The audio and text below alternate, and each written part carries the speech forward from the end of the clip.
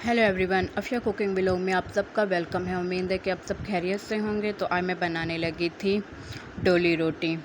तो सबसे पहले हम लेंगे चीनी। हमने चीनी को ना 1 कप पिमाइश कर लेना है। और यहाँ पे मैंने चीनी को 1 कप पिमाइश कर लिया। और हम अगर कोई भी बेकिंग की चीज़ बनाए तो यहाँ पे हमने पिमाइश करके ही बनानी है। और उसके बाद मैं इसमें ऐड करूँगी दही। दही मैंने जो ऐड की थी वो की थी मैंने 3 चम्मच। तो यहाँ पे मैंने थोड़ी दही कम ऐड कर दी थी और आप लोग थोड़ा ज़्यादा दही ऐड कर लें। उसके बाद मैं इसमें ऐड करूँगी इलायची। तो यहाँ पे मैंने छोटी इलायची ऐड कर ली थी 3 से 4। और उसके बाद हमने इसको अच्छे से ग्राइंड कर लेना है। तो यहाँ पे मैंने ले लिया था मैदा 2 कप और उसमें मैंने ऐड कर दिया था ज़ीरा, इलायची के बीज।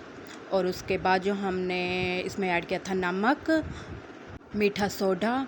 और उसके बाद हमने इसको जो हमने चीनी और दही का मिक्सचर बनाया था उसमें इसको हमने अच्छे से गूंद लेना है। तो यहाँ पे मुझे थोड़ा सा ज़ीरा कम लग रहा था, मैंने थोड़ा सा और ज़ीरा ऐड कर दिया था।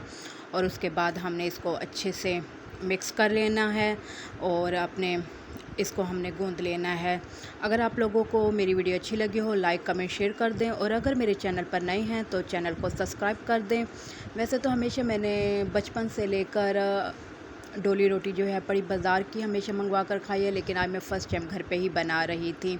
और ये बनाने का तरीका बहुत ही आसान है और ये कम बजट में बनने वाली रेसिपी है हमारी। यहाँ पे जो हमारी डोली रोटी का हमने आटे से पानी के साथ बिल्कुल भी नहीं गूंदना। अगर आप चाहें तो थोड़ा सा इसमें दूध भी ऐड कर सकते हैं, वरना हमने इसे दही के साथ ही गूंदना है।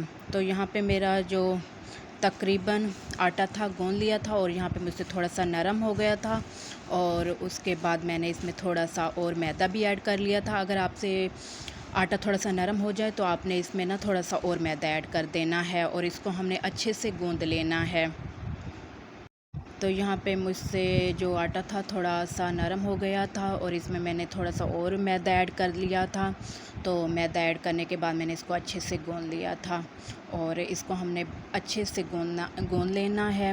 और गूंदने के बाद हमने इसको फ्रिज में बिल्कुल भी नहीं रखना। इसे मैंने ना ढाँप के अच्छे से ना किचन में रख दिया था। तो यहाँ पे तकरीबन जो मेरा आटा था मैंने गूंद लिया था और 3 घंटे के लिए इसे मैंने रख दिया था। और उसके बाद हमने इसके छोटे छोटे से पेड़े बना लेने हैं। जब आपने पेड़े बनाने हैं तो हाथ में या तो आप ऑयल लगा लें या तो आप फिर पानी लगा लें। और यहाँ पे मैंने तकरीबन पेड़े बना लिए थे, जो साइज़ में कुछ बड़े बन गए थे और कुछ मुझसे छोटे से बन गए थे। और उसके बाद हमने इसको अच्छे से बेल लेना है बिल्कुल एक रोटी की तरह। और उसके बाद जब हम इसको बेल लेंगे तो फिर हमने इसको फ्राई करना है। तो कढ़ाई में मैंने सबसे पहले घी को गरम कर लिया था और घी हमने बहुत ज़्यादा गरम करना है, वरना जो हमारी ये डोली रोटी है वो टूट जाएगी और अच्छे से फ्राई नहीं होगी। और हमने इसको इतना फ्राई करना है कि इसका जो तकरीबन हम कलर है पड़ा वो ब्राउन हो जाए। तो यहाँ पे जो मैं फ्राई कर रही थी थोड़ा थोड़ा मुझे डर भी लग रहा था कि कहीं घी के ना छींटे मुझ पर ना गिर जाएँ। तो जब भी आप लोग कुछ भी फ्राई करने लगें तो अपना ख्याल रखा करें। तो हमने इसको इतना फ्राई कर लेना है कि इसका कलर जो तकरीबन ब्राउन हो जाए। और ये जो हमारी डोली रोटी थी वो तकरीबन फुली फुली सी बनी थी। और ये आज मैंने फ़र्स्ट टाइम ये बनाई थी घर पे, क्योंकि हमेशा मैंने इसे बाज़ार से ही मंगवा कर खाया है। तो आज मैं पहली बार घर पे ही बना रही थी। तो थोड़ा थोड़ा सा मुझे डर भी लग रहा था, पता नहीं ये कैसे बनेगी, लेकिन ये बहुत ही मज़े की बनी थी। और यहाँ पे जो तकरीबन इसका कलर भी था वो भी ब्राउन हो चुका था। और उसके बाद हमने इसको निकाल लेना है, क्योंकि हमने इसको ज़्यादा ब्राउन नहीं करना, वरना ये जो हमारा डोली रोटी का टेस्ट है ना वो कड़वा कड़वा सा आएगा। तो यहाँ पे जो मैंने तकरीबन इसको निकाल लिया था। और तो साथ में मैंने अपने लिए चाय भी बनाने के लिए रख ली थी, क्योंकि इसे हम बनाकर स्टोर भी करके रख सकते हैं 1 से 2 दिन के लिए। तो यहाँ पे मैंने इसको निकालना स्टार्ट कर दिया था और मैंने एक एक करके इसको फ्राई की थी। तो आप लोग भी जब भी डोली रोटी बनाएं और इसको एक एक करके आप फ्राई करें। और आप जब भी कुछ बेकिंग का या कुछ भी आप मीठी चीज़ बनाएं तो उसमें हमेशा आप लोग पिमाइश किया करें, वरना जो हमारी बेकिंग की चीज़ होती है या तो ये बिल्कुल भी सही नहीं बनती।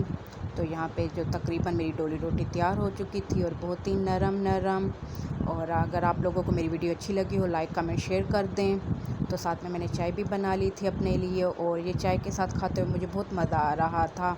तो इंशाल्लाह हम आपको मिलेंगे नेक्स्ट व्लॉग में। तब तक के लिए बाय, अल्लाह हाफ़िज़। और इसी तरह मैं आप लोगों के साथ यमी शेयरिंग करती रहूँगी।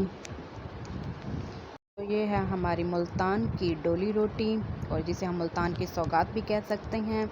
तो ये बहुत ही नरम बनी थी, और इसे खाते हुए मुझे बहुत ज़्यादा मज़ा भी आ रहा था। और इसे तकरीबन आप लोग जब भी बनाएं तो चाय के साथ ज़रूर खाएं, ये आपको बहुत ही अच्छी लगेगी। बाय बाय, अल्लाह हाफ़िज़।